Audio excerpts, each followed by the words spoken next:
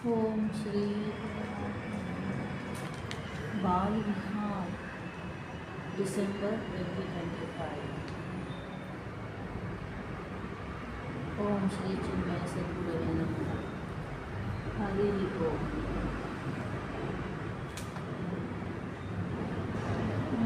Moon the monkey. Failure means delay, not defeat.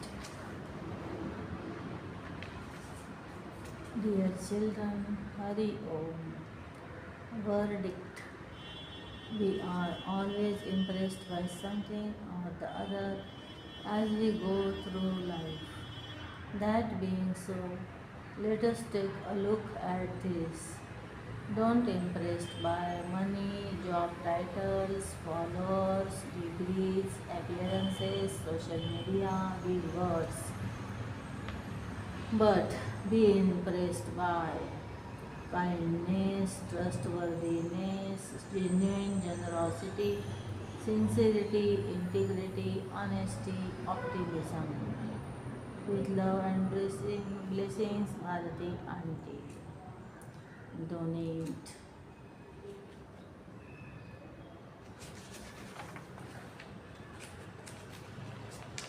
Be a sportsman from Chinmay with love. Be a sportsman. When you play well, say to yourself, good shot. When you lose a match, say to yourself, better luck next time. The force of our armed forces flag day is celebrated on 7th December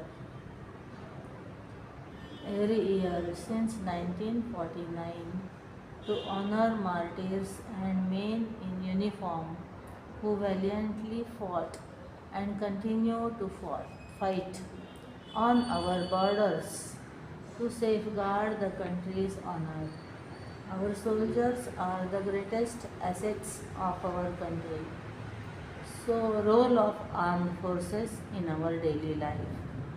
Safeguard our national security, primary force for defending our country's borders, providing us internal security whenever there is disturbance in society. At the front, providing assistance to civil authorities in disasters such as floods and earthquakes, providing support services such as ambulance and medical care in remote areas, peacekeeping within the country, and helping to maintain global peace and security. We are, as we commemorate Armed Forces Day, we honor the courage and sacrifice of our soldiers. Their relentless pursuit of peace and security ensures that our nation remains resilient and free. We salute our heroes. My Gita, my guide. Spiritual knowledge cannot be given, take it. The Holy Gita. Commentary by Swami Chinmayananda. The Bhagavad Gita is a part of the epic Mahabharata. It is a dialogue between Sri Krishna and Arjuna just before the Kurukshetra war. It is a 700 verse dialogue. One of the best commentaries on the Gita is by our own Gurudev Swami Chinmayananda. Gurudev always said the Gita is our best guide to the art of living. Gita Jayanti, 1st December. Lamps of knowledge. Ravi and Akash went to Muthu Tata's roadside shop to buy earthen lamps.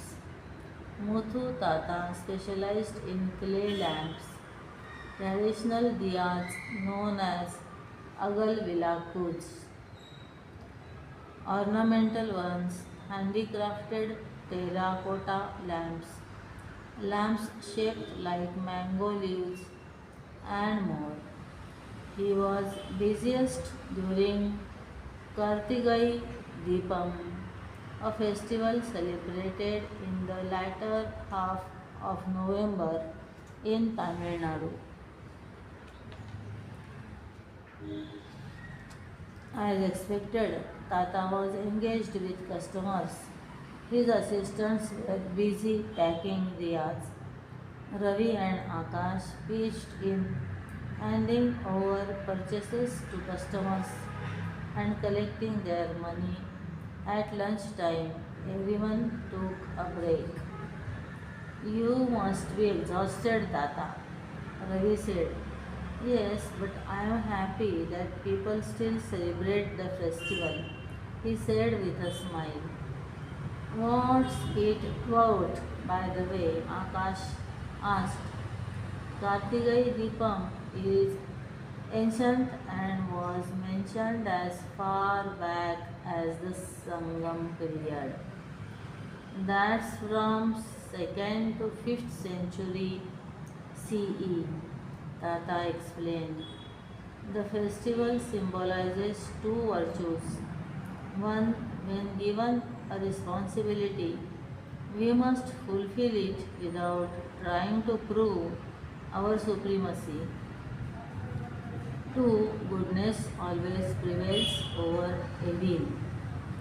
There is a story behind both. In the first, Lord Brahma and Lord Vishnu competed for supremacy. Lord Shiva transformed into a column of fire and asked them to find the start and end of the column. Neither succeeded. Lord Shiva taught them that greatness lies in cooperation, not competition. In the second story, Kartikeya, the son of Lord Shiva and Goddess Parvati, was born as six babies under the care of six nursemaids in the Hindu month of Kartika. Goddess Parvati fused the babies into one, creating a six-headed god called Arumukhan,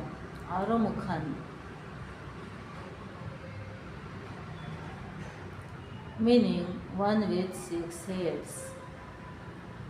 This was Kartikeya, who later destroyed the Asuras Surapadam, Surapadman, Surapadman, Tarkasuran, and Simhamukhan. How are the stories connected to Kartigai Deepam? Ravi asked. Ah, said Tata. The Annamalai hill in Tiruvannamalai is considered a manifestation of Shiva's fire column.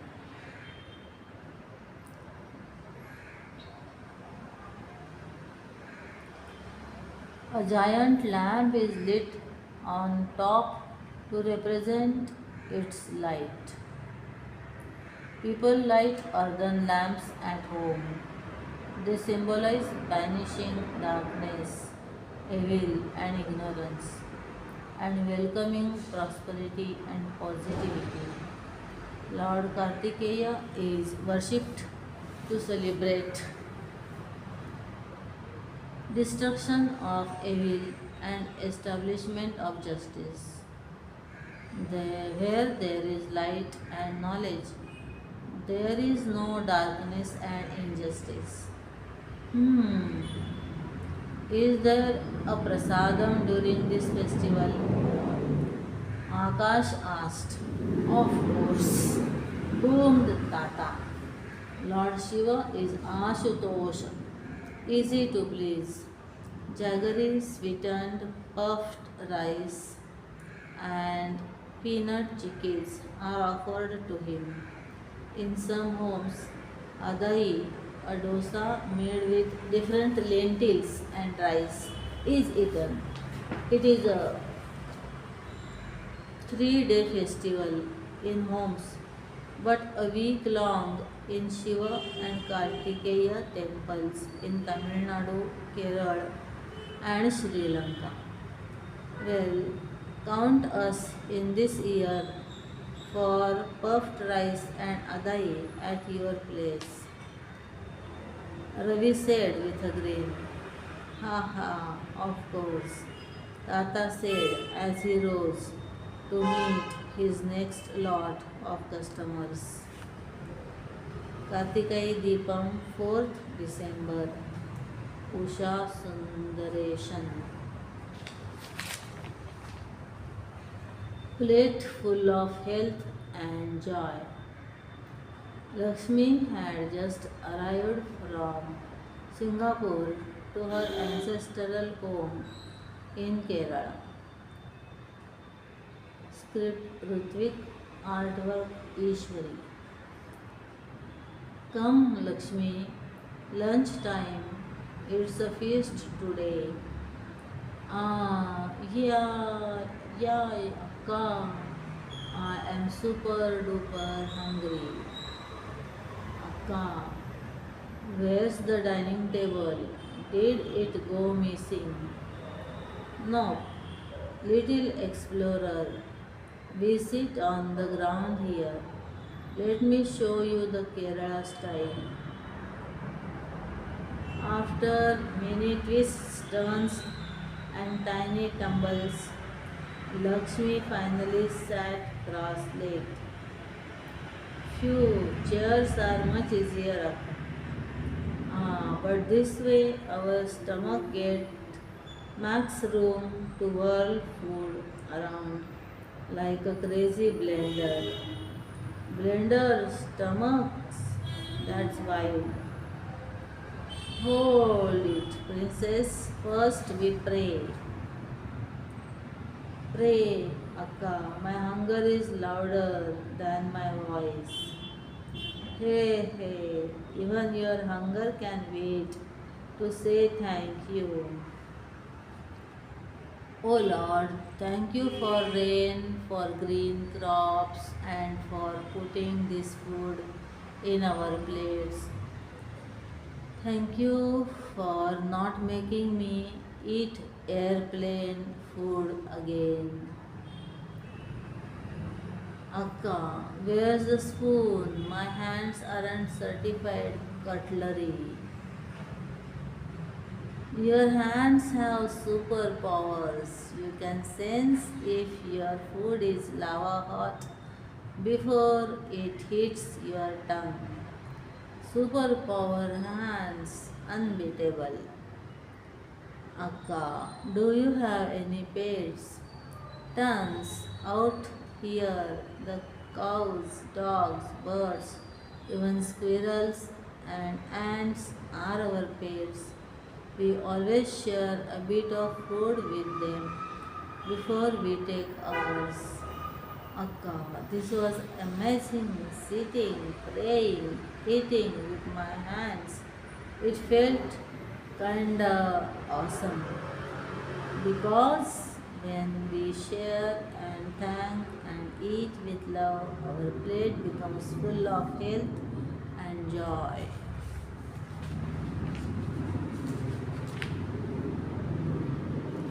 Farmer, my friend,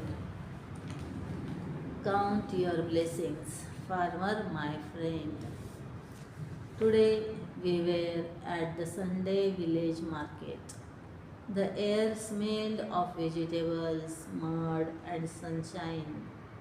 People moved slowly between the stalls, chatting, laughing, and bargaining with the best for the best deal. Behind one of the stalls stood a smiling man in turban. His hands were rough and brown from working in the fields. Would you like to taste one? He asked, holding out a bright red tomato. I took a bite. It was juicy and sweet, not like the ones we buy from the market. It tastes different, I said, surprised. He smiled, maybe because these are grown naturally. No chemicals, just compost, cow dung, sunlight, and care. I looked at him curiously. You mean vegetables can grow without chemicals?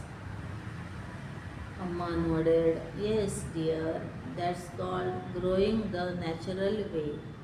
It keeps the soil healthy and helps the earth stay alive.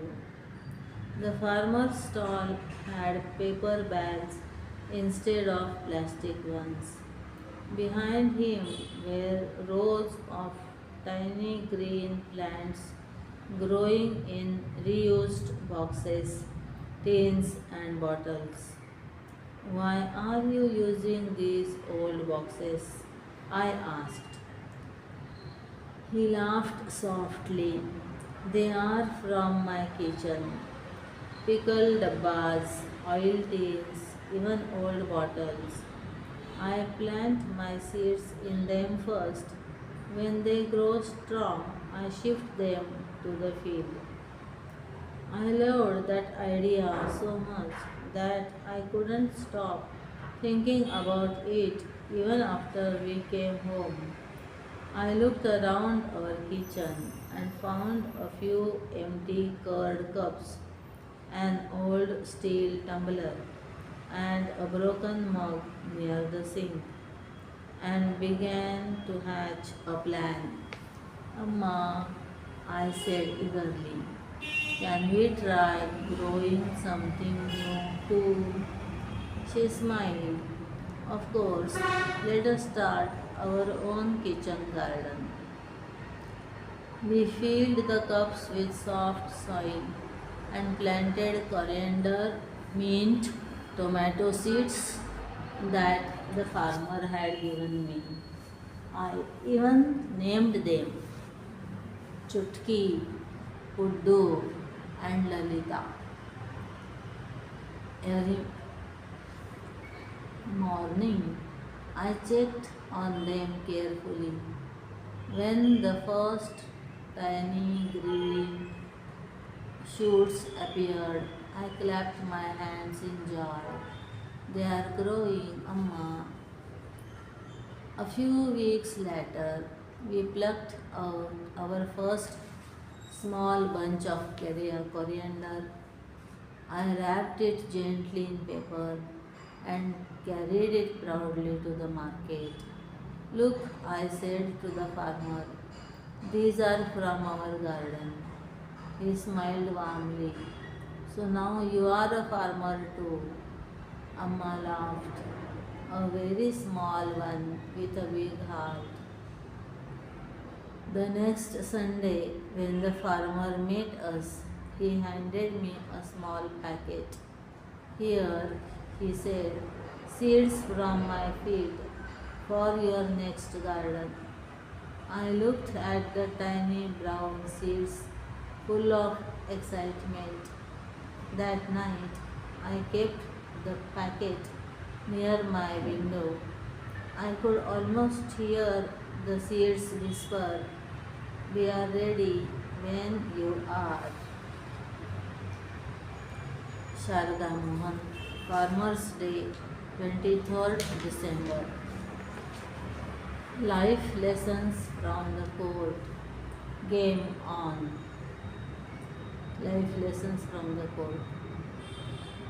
Meera wasn't really a sports person. She preferred sketching in her notebook or reading in the library corner after school. Her elder sister Tara was the opposite, always running, jumping, and playing something. That Saturday morning, Amma called out, Meera, Tara's playing the basketball semi-finals today. At least come and cheer for her. Meera groaned, but I don't even understand basketball. Tara tied her ponytail, flashing her confident grin. Then learn something today, she said, and not just about the game. Basketball can teach you a thing or two about life. Mira rolled her eyes, but a small part of her was curious. At the court, the air buzzed with energy. Mira sat on the low concrete stand, watching the players warm up. When the match began, Tara sprinted down the court, calling for a pass. Mira leaned forward in excitement. Tara missed her first shot, and Mira gasped. But Tara did not sulk and ran to grab the rebound and passed it neatly to a teammate who scored. Mira clapped. So even if you miss, you don't stop. You go after it again. The more she watched, the more she noticed. One girl was tall and blocked every shot. Another was fast like lightning, weaving between players to pass the ball. Tara wasn't the top scorer, but she kept everyone in rhythm by pointing, guiding, and encouraging. Not everyone shoots, Mira thought, but everyone matters. Halfway through, the coach called a timeout. The girls huddled, nodding at as the coach spoke quickly. Then they returned to the court calmer and sharper. Even in life, Mira smiled. You need timeouts to breathe and start again. As the score grew tight, one of Tara's teammates tripped and lost the ball. Instead of getting angry, Tara shouted, It's okay, next one's ours. Next one is ours. The team laughed and pushed on harder. Mira's heart thumped. She understood she understood now that basketball wasn't just about the hoop. It was about trying, failing, helping, trusting, and trying again. When the final whistle blew, Tara's team won by 2 points. The players hugged each other and Mira cheered till her voice cracked. When Tara came over, the sisters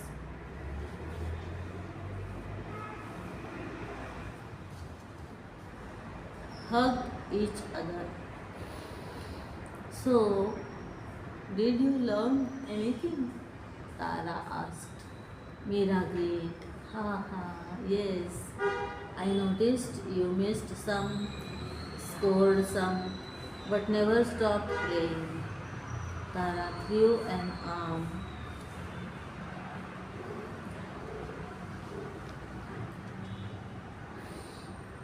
around her shoulder. Everyone needs a team, a timeout, and the courage to rebound. Exactly.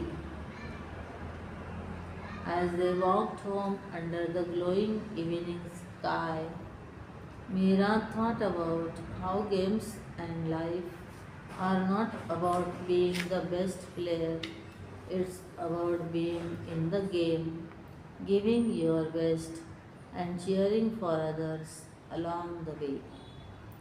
Shri Devi Krishnan, World Basketball Day, 21st December. Helping hands make loving hearts. A dozen does it. 12, 12. 1 foot 12 inches, 1 dozen 12 numbers. Month in a year 12, zodiac signs 12, numbers on a clock 12, day hours 12, night hours 12, midnight 12 o'clock, baby's naming ceremony 12th day, Jyotirlingas 12, birth of Krishna 12 midnight, birth of Rama 12 midday, entry into professional colleges, engineering, medical, etc. After class 12, a different Independence Day. Know your heart. A different Independence Day. On his way to school, Manan heard something strange.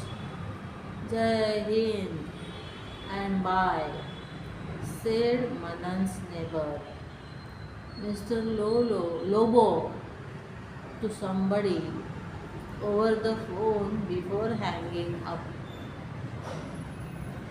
Hello, Lobo uncle, said Manan, waving to him. It isn't Independence Day or Republic Day. Why did you say Jai Hind? Uncle guffawed. You can say Jai Hind any day, my boy. But today, for Goans, December 19th is an Independence Day of sorts. It is Goa Liberation Day. Manan scratched his head. Didn't the British leave Goa on August 15, 1947? No, the British never colonized Goa to leave it, said Uncle, sitting in his rocking chair. Then who did Goa get independence from? Asked Manan, hanging on to the gate. I will tell you, but don't you have to go to school? I have time, said Manan. Now please tell me, Uncle. Very well then, you see, Manan, Goa was not a British colony.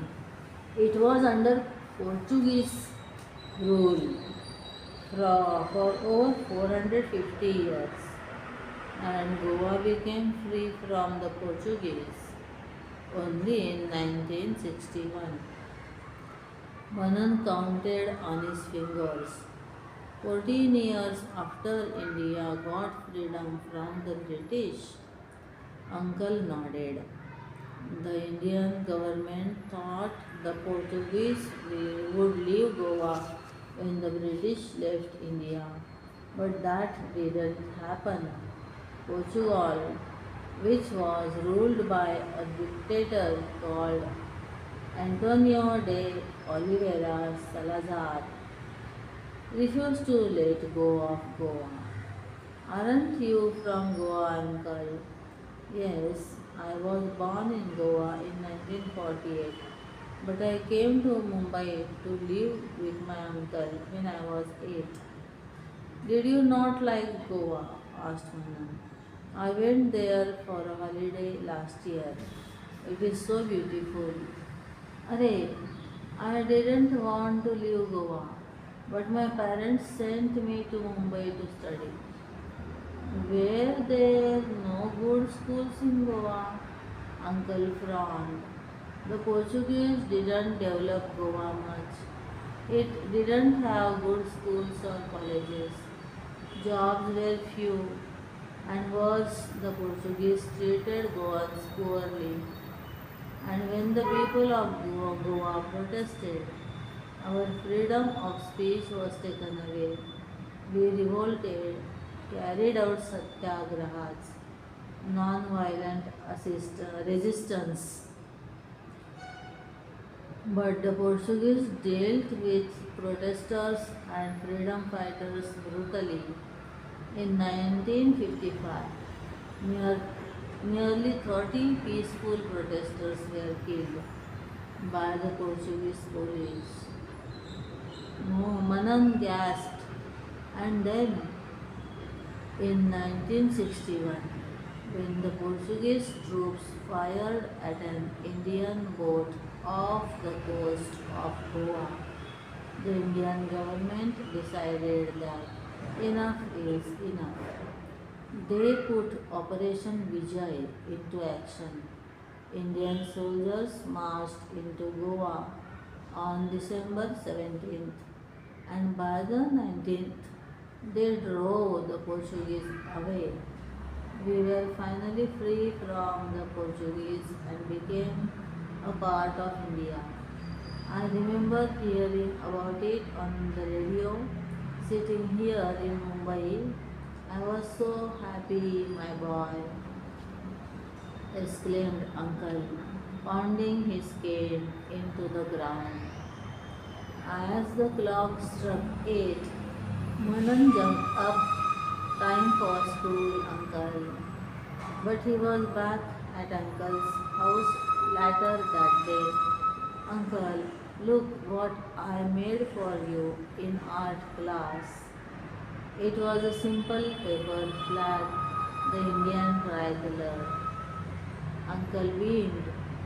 He immediately stuck it on the main door and saluted Jai Hind. Nivedita Reddy, Goa Liberation Day, 19 December.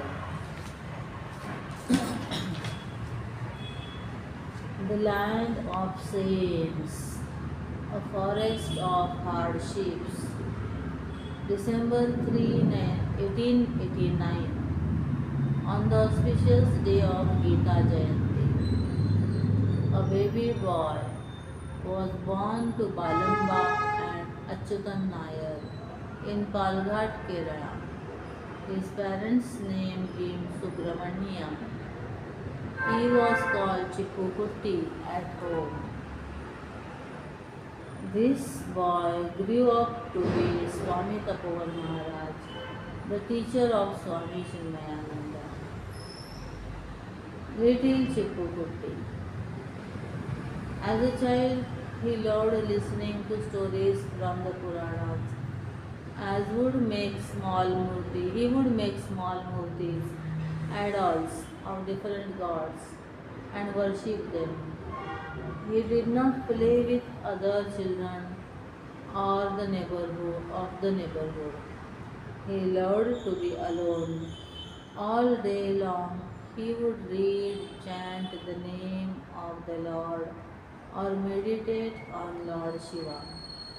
Then his parents decided to educate him at home towards the Himalayas. As he grew up, his desire to know God became stronger. As he grew up, his desire to know God became stronger. He spent much time in the woods near his home, pondering who is God, where is God, how do I meet God. He thought the answer to all his questions would be found in the Himalayas. So, at the earliest opportunity, he left home for the Himalayas. Soon he took sannyasa and got the name Tapovan, a forest of austerities, hardships. Here it was a life of poverty. He lived in a thatched hut facing Gangaji. He ate once a day by seeking alms. While wandering in the Himalayas, Tapovan Maharaj would pass through forests full of wild animals, lions, tigers, bears, etc. But he was not scared, for he knew that God was within him. Very often he would travel by foot, sometimes without any footwear. All are equal. Once Tapovan Maharaj was in Kashmir. At noon one day he was seeking alms. An old Brahmin lady called him to her home and served food lovingly. Just then, A Muslim lady entered the house and sat close to Maharaj. At once, the Brahmin lady said, Swamiji is having bhiksha. Please get up and go. Immediately, Maharaj objected, Don't bother her for my sake. I don't mind her presence while I am eating. God cares for all. Once Tapovanji was passing a forest with almost no people around. He was tired and sat under a tree. He was hungry. How will I get food in this deserted forest? Let us see how God is going to feed me. Soon Maharaj saw a Brahmin come his way. The man bowed to Maharaj and said, You look tired and hungry. I have some boiled potatoes. Please have them. Immediately Swami Tapovana thanked God for his boundless mercy. Even robbers realized Maharaj's greatness. It was dark. Tapovan Maharaj was sitting near a river bank when two men came to him. They had swords and spears. They stared at Maharaj and several times touched the Rudrakshamala around his neck. Swamiji understood they were robbers, but it did not scare him. The robbers also understood that this sannyasi had nothing on him. Maharaj then said, I am very hungry. If you have some food, please give me. They prostrated to him and offered him sattu flour. We live a little way. If you come home, we can give you plenty of food. Swamiji politely declined the offer. Such was our Swami Tapovan Maharaj. Sangeeta Rao, Swami Tapovan Jayanti, 1st December Gita Jayanti, Margashirsha Ekadashi, Shuddha Ekadashi, December 3, 1889. 2025, the year gone by. Hey there, superstar. This is your special space to think about the amazing year you have had. All the things you learned, the fun you had, the challenges you faced, and the ways you grew. Take a moment, grab your favorite pen or colors, and fill this up with your memories and thoughts. Checklist. Did I help someone in need this year? Make a new friend? Learn something that made me proud? Make someone laugh or smile? Try something that scared me just a little? Spend time outdoors or in nature? Say sorry when I made a mistake. My year in one word. If you could describe this whole year in just one word, what would it be? My best memory. What's the happiest, funniest, or most special thing that happened this year? Something new I learned. It could be a skill, a habit, or something about yourself. A challenge I faced and how I handled it. Even tough times can make us stronger. My proud moment. What made you feel really proud of yourself this year? Someone who made my year special. A friend, teacher, family member, or even a pet. My kind act of the year. Something small or big you did to help someone share or make someone smile. What I am grateful to God for. List two or three things that make your heart feel thankful. Draw it out. Draw something that reminds you of this year, a fun moment, a dream, or your favorite memory. Looking ahead, what's one thing you want to do, learn, or improve in the coming year?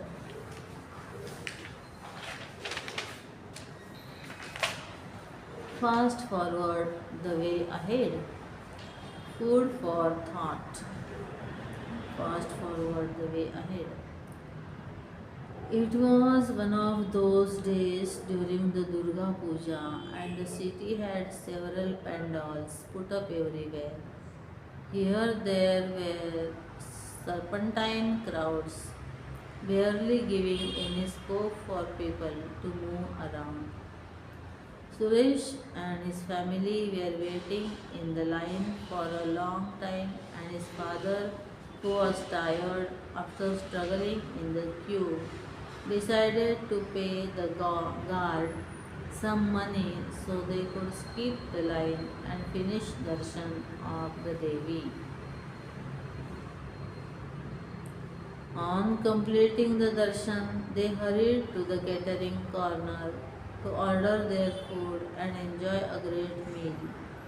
As they settled down at the table, Suresh gathered his guts to ask his father a question.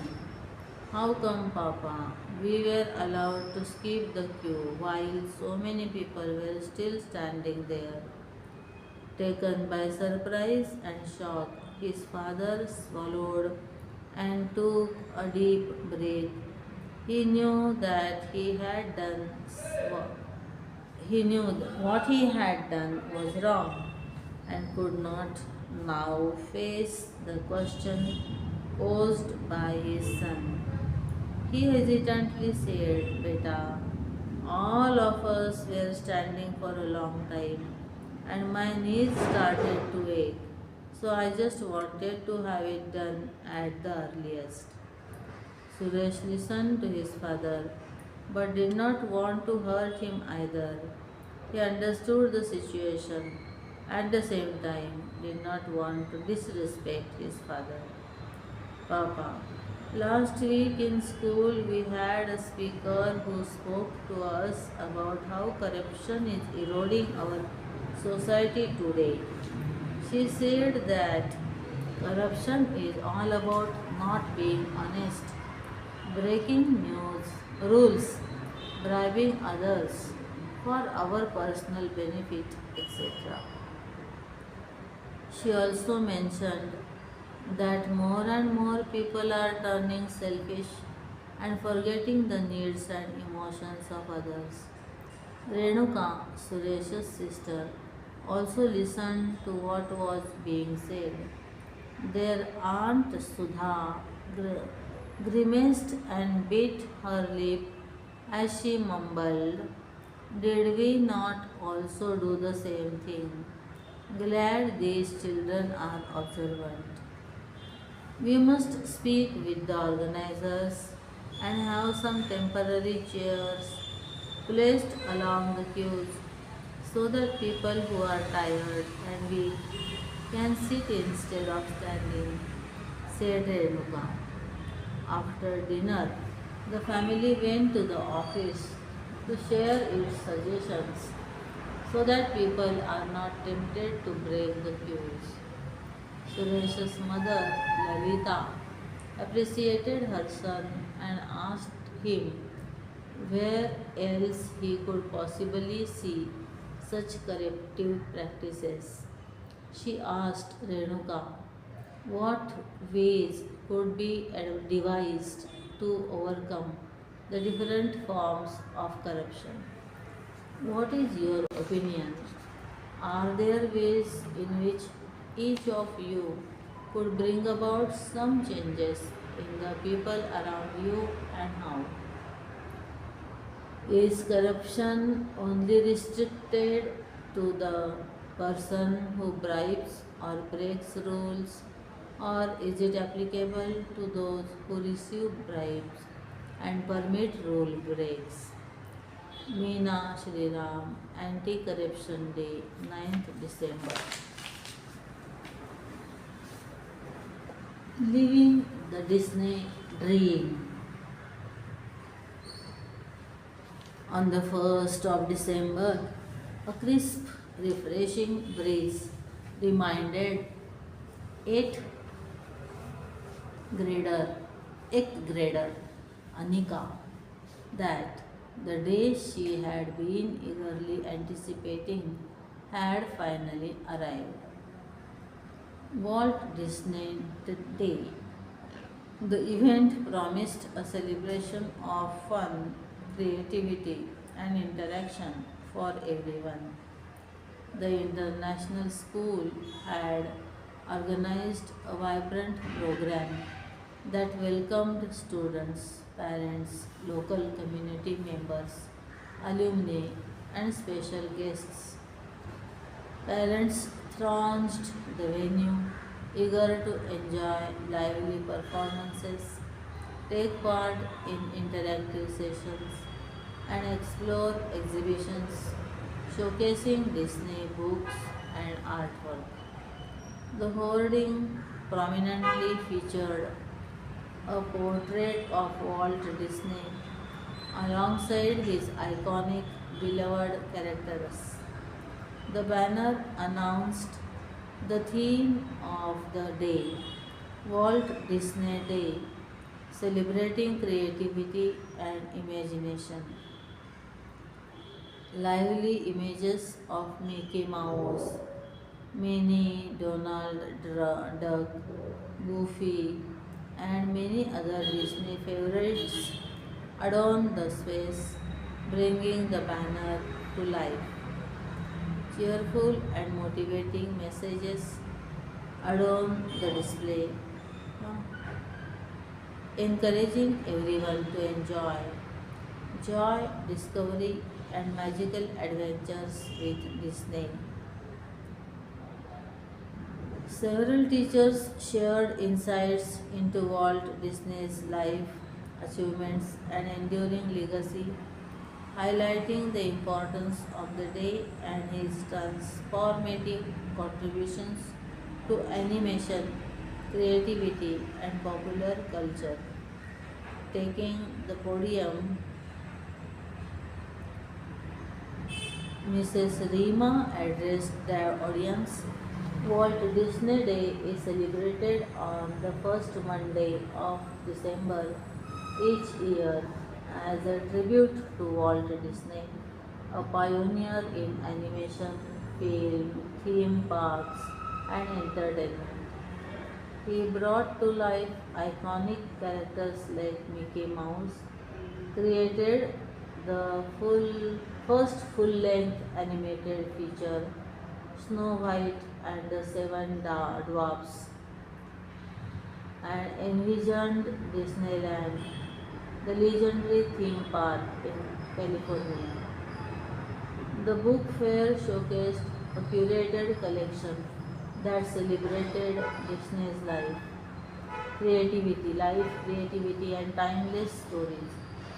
Featured books included Walt Disney, The Triumph of the American Imagination, Walt Disney, an American Original, and The Animated Man, A Life of Walt Disney. Children could also enjoy classic Disney tales in picture book format, including the Mickey Mouse Clubhouse series, The Little Mermaid, Beauty and the Beast, Aladdin, and the Winnie the Pooh series, among many others. The program offered an exciting mix of movie screenings, interactive talks, and fun quizzes. Students brought Disney magic to life through skits, songs, and dances, dressing up as their favorite Disney characters. They also showcased their creativity by singing beloved Disney songs and taking part in art and painting contests. Anika had painted a large, vibrant portrait of Mickey Mouse that seemed to come alive with its brilliant colors. Onlookers admired her work, eyes wide with amazement, thrilled by the enthusiastic response. Anika could barely contain her excitement. Her friend Gayatri leaned over and whispered, Anika, this is truly the finest tribute one could give to the legendary Walt Disney. Beaming with joy, Anika eagerly awaited the announcement of the winners. As expected, she was declared one of the winners, sharing the honor with another talented artist who had created a colorful rendition of Snow White and the Seven Dwarfs.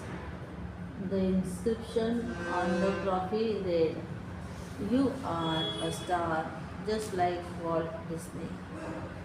A shiver of excitement ran down Anika's spine. Overcome with joy, she hugged Gayatri tightly and exclaimed, This is truly my dream come true. With tears glistening in her eyes, Anika lifted the trophy high and exclaimed, Oh, Walt Disney, you have brought light and joy to the entire world. You live on in every heart. I feel that whenever someone sees a mouse, Mickey comes alive. You will live forever in the hearts of millions, and today will remain the most unforgettable day of my life. This trophy is for you. Dr. Sajilata Gopalakrishnan, Walt Disney Day, 1st December. Tiny Hands, Grand Visions. The story of Advait Kolarkar, Young Achievers. Tiny Hands, Grand Visions. The story of Advait Kolarkar. The atmosphere in the grand auction house was tense. Chandeliers shimmered like drops of water, and the air buzzed with whispers and excitement. Voices overlapped, numbers flagged higher, and pedals flashes flashed like waves rising in a storm. At the front hung the painting, a breathtaking swirl of blue and turquoise. Deep below, where the coral glowed and the seaweed swayed, tiny bubbles darted through a world of color. From the heart of this ocean, one bold fish leapt upward, breaking free from the whirlpool below and soaring into a sky that melted seamlessly into the sea. The brush strokes danced between chaos and calm, as though water and wind were caught in the same breath. When the gavel came down with a sharp tap, sold, the crowd broke into applause. But when the curator revealed the artist's name, the applause turned into astonished murmurs. Advait Kolarkar, 6-year-old. A small boy stepped forward, hair slightly tousled, palms faintly tinted with blue. Cameras clicked, pens scratched, and the bidder holding the prized painting looked from the canvas to the child in disbelief. His parents, Shruti and Amit, smiled as they shared how it all began, not with brushes, but with bowls of food color and a floor that became his first canvas. Before Advait could even walk, he was dipping his fingers into color puddles, mixing joy with curiosity. The boy who has made great strides with the strokes of his paintbrush is already being hailed as a young Picasso in the making. As he grows, so do his dreams, vast, bright, and full of wonder. When he isn't painting galaxies or oceans, Advait devours encyclopedias, exploring planets, dinosaurs, and black holes. Homeschooled, he moves freely between colors and concepts, imagination and inquiry. His exhibitions, held across London, Canada, and India, have seen his paintings sell within days, some fetching thousands, each one carrying the spirit of play turned into genius. Standing before a group of children at one of his shows, he once smiled and said, "Don't ever think you are too small to make something big. Paint, draw, write, whatever makes your heart race. If you believe in your own colors, others will believe too." His mother, Shruti, often says she had an inkling, even before he was born, that her child would be Advaita, truly unique. And today, as his colors travel the world, it seems the universe agreed. Aparna Dedhiya.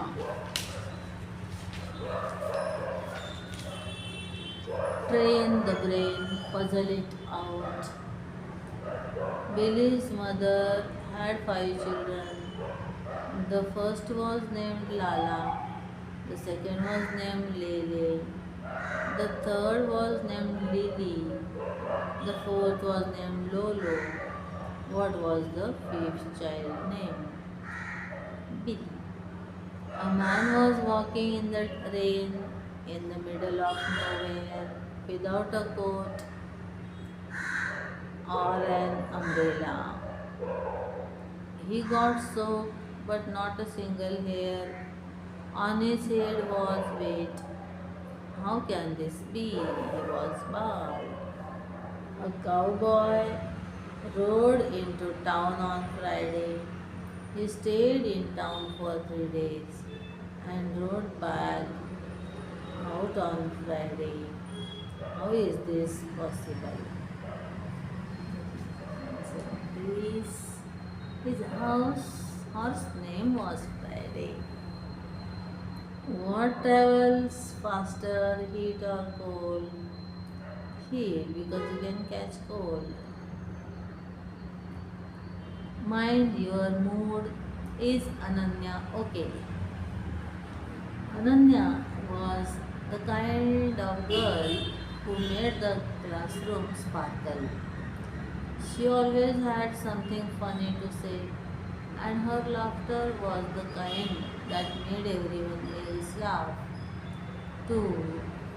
Her friends loved her stories, her teachers loved her energy, and even the guard Dada smiled when she skipped through the gate every morning. But one Monday something changed. Ananya walked into class quietly, her eyes heavy and teary. She didn't wave or giggle or tell a story. She just sat down and looked out the window with a sad face. Maybe she is tired, whispered Meera, her best friend. She is never this quiet, said Arjun, the class monitor. He always had to tell Ananya to keep quiet when the teacher was not in class. What had happened to Ananya? The next day was the same, and the day after that too. This went on for a week, and no one could figure out why Ananya was sad. Her teacher gently asked, Ananya, is something bothering you? Ananya only shook her head. At home, her parents noticed it too. She wasn't humming during dinner or reading out loud to her little brother. She just seemed far away.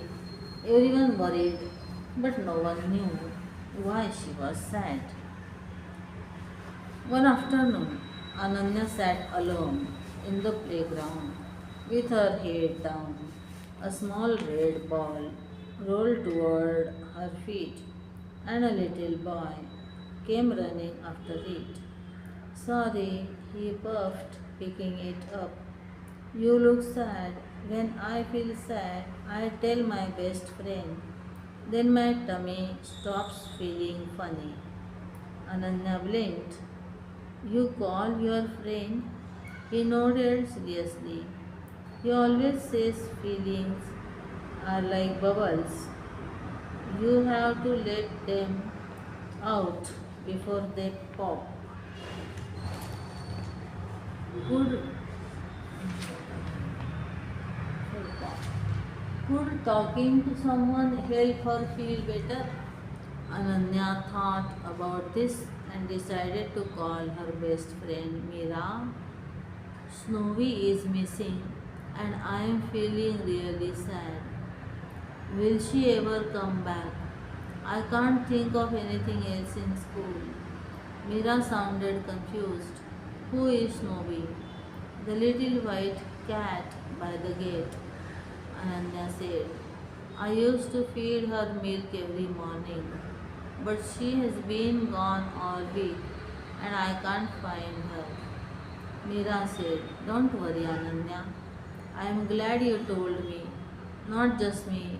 Our entire class will help you look for your cat. After the school bell rang the next day, the whole class was on a mission to make little lost cat posters and peek behind shops after school. Finally, Arjun spotted a small white shape under a tree near the bookstore. Ananya, look! Snowy was safe and purring.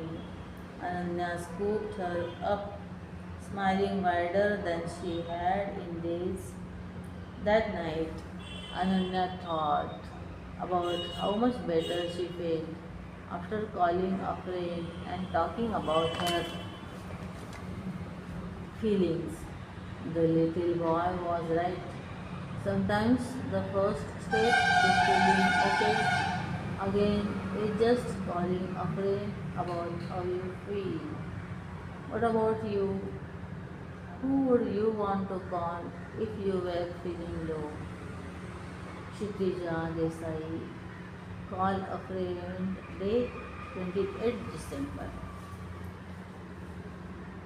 Keshav and Partha. Partha's vocation confusion. Yippee! Exams over. Vacation starts. Partha's vacation confusion. Shouted Partha as he burst into the house, tossing his school bag in one corner and crash landing on the sofa. Ma smiled. So, Mr. Holiday Hero, where are we going for vacation? Partha froze. He hadn't thought that far. Hmm, anywhere with food, he said, scratching his head. After lunch, which he devoured like a starving caveman. Parth ran off to the park to meet Keshav. He sat on a swing, dreaming of snow capped mountains, golden deserts, and sparkling beaches. When Keshav finally arrived, Parth announced, I have got the best vacation ideas. Hit me, said Keshav, flopping onto the next swing.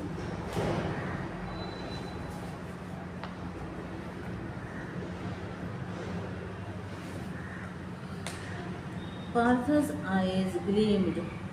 First stop the Himalayas. I will dance in the snow, build snowmen, throw snowballs, and freeze into one, Keshav interrupted. Partha groaned. Hmm, too cold. Okay, change of plan.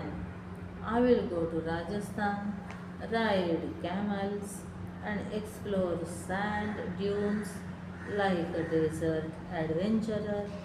Keshav grinned. Sure, until you melt like butter in the heat. Partha frowned. Fine. Then I will go to the beaches in Goa, splash in the sea, build sand castles, play with starfish, and sweat like an ice cream in the sun. Arg, Keshav, you are such a spoil sport. Partha threw his hands up. You just ruined all my vacation plans. Keshav chuckled. Okay then, Mr. Adventurer, where should you go? You tell me, Partha said, crossing his arms. Keshav leaned back, pretending to think deeply. You know, Partha, I have been to the Himalayas, the deserts, and the beaches. I have felt freezing cold, boiling heat, and sticky sweat. But I still loved every bit of it. Partha blinked. How can you love sweating and freezing? Keshav smiled. Simple. I don't let the weather decide my fun. I enjoy everything, snow or sunshine, rain or wind. If it's cold, I wear a sweater. If it's hot, I grab a cap and ice cream. But I never stop having fun. Partha tilted his head. So you are saying I should just pick a place and enjoy whatever comes with it? Exactly, Keshav said. If we keep running away from little troubles, we will miss big adventures. Partha nodded slowly,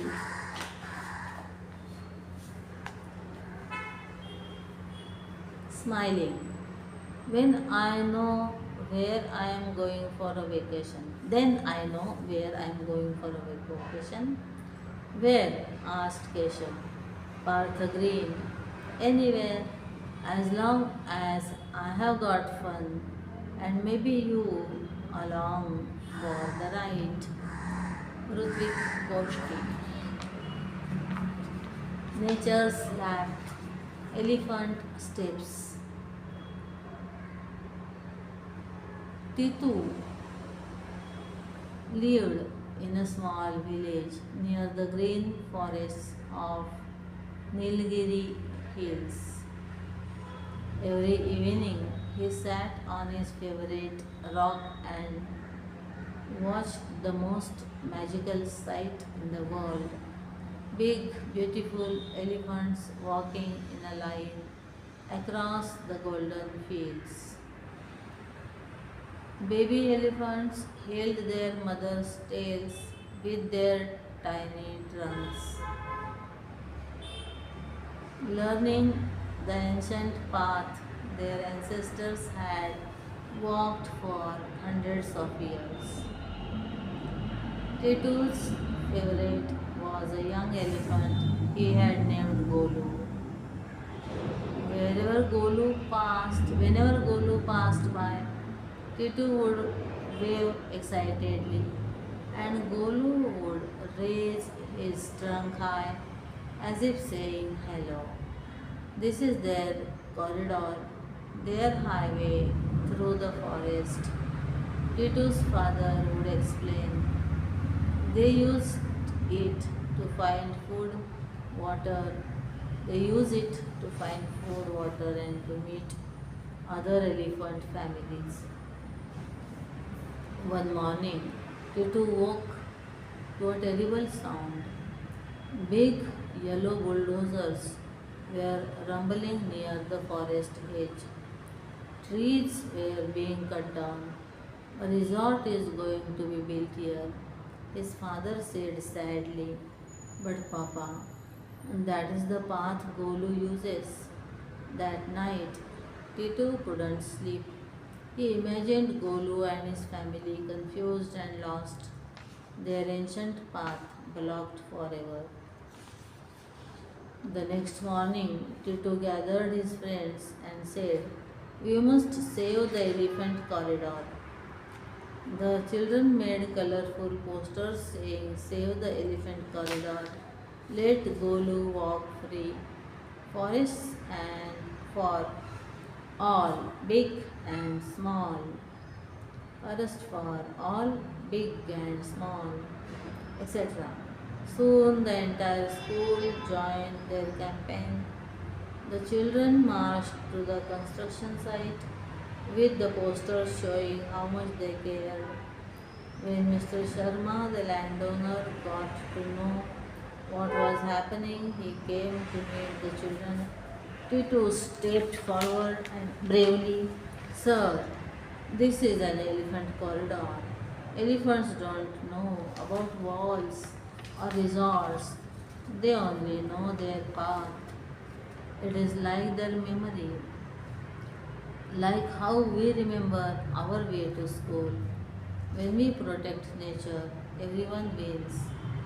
That evening, Titu led Mr. Sharma along the elephant corridor. He showed him elephant footprints, broken branches where elephants had fed, and a small watering hole.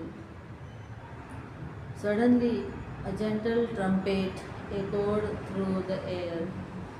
Through the trees came Golu's herd, walking in their ancient line. When Golu saw Titu, he raised his trunk high. Mr. Sharma was overwhelmed learning about this. "You taught me something important today," he said quietly. "I forgot to ask who was here first." A few months later, the mighty path, a wildlife center, was built, where visitors could watch elephants safely and learn about conservation. The elephant corridor remained untouched, wild and free. That evening, Tito sat on his rock one more time. The elephants walked past under the stars. Golu stopped, looked at Tito with his wise eyes, and raised his trunk. Tito waved back, a happy tear rolling down his cheek. "You are safe now, Golu," he whispered. It was the happiest day of his life. G. Vijayanti. G. Vaijayanti. International Animal Rights Day, 10th December.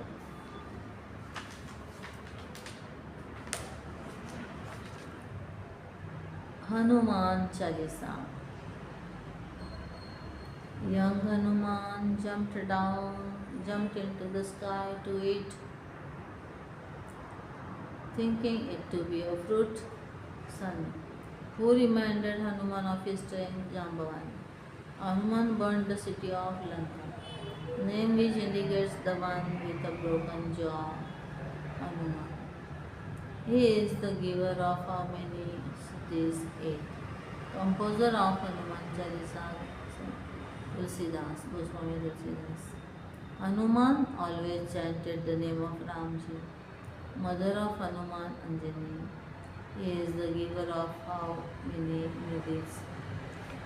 No, nine. Number represented by the word Chalisa 40.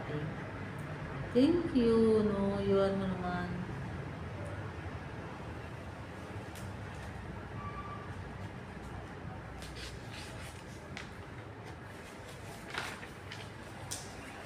Venus.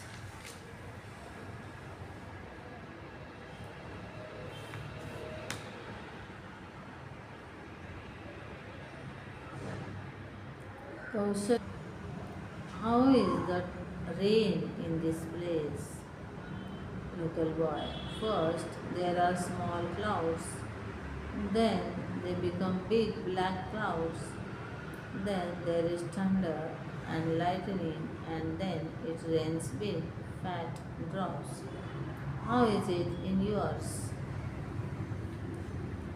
Rupa. Why is it that an elephant never forgets? Deepa. How will it forget in the first place? Who can reach its ears to tell him anything? Teacher. If you had 2 rupees in one pocket and 3 rupees in the other, what would you have? Shambhu. I'd have someone else's pants. First spectator at boxing match. Come on, give it to him, knock out his teeth. Second spectator. You must have been quite a boxer in your days. You do enjoy the sport, don't you? First spectacle, it's not that well. If you must know, I am a dentist.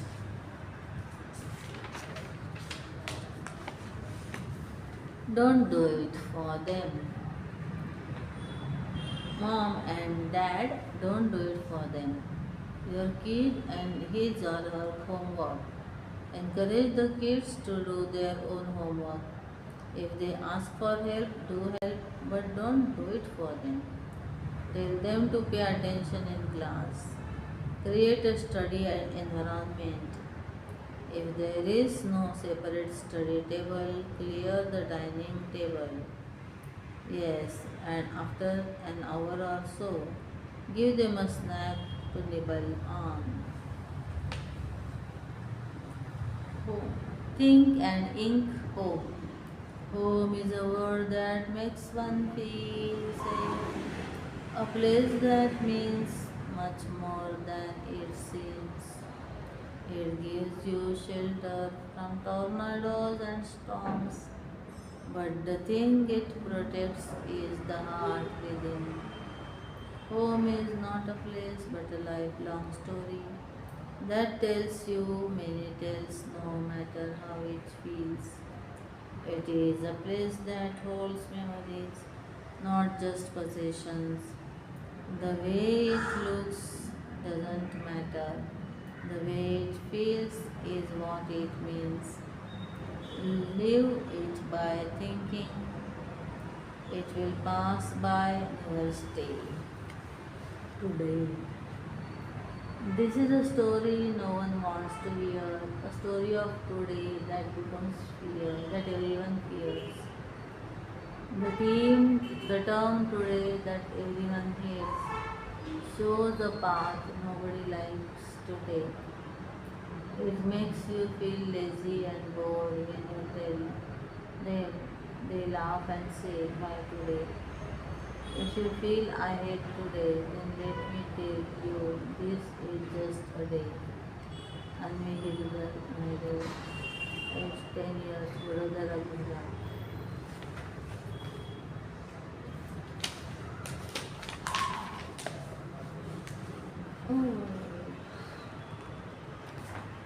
Om Shri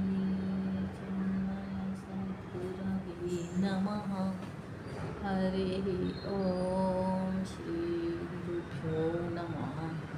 हरिः ॐ श्री सद्गुरुनाथ महाराज की जय।